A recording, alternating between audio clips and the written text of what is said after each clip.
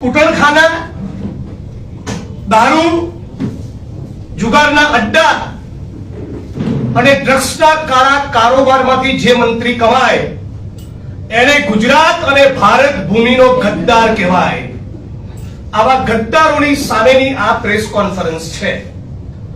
થરાદના મારા હલ્લા બોલના પ્રકરણ બાદ આપ જોઈ રહ્યા છો કે સમગ્ર ગુજરાતમાં ગુજરાતની સામાન્ય જનતાનો, તમામ ગુજરાતી ભાઈ બહેનોનો, તમામ જ્ઞાતિ ધર્મ અને પ્રદેશના લોકોનો એક જબરદસ્ત જુવાળ જોવા મળી રહ્યો છે.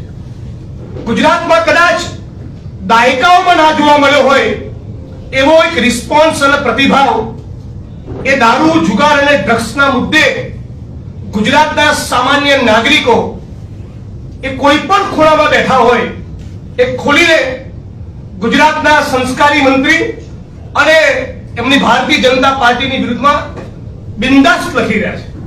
એટલે સૌ પ્રથમ તો થરાદની જનતાને અને સમગ્ર ગુજરાતની જનતાને અભિનંદન આપું છું કે આ ગુજરાતની જનતાએ ફરી એકવાર સાબિત કર્યું કે આ સાચા અર્થમાં આ ગાંધી અને સરદારની ભૂમિ છે.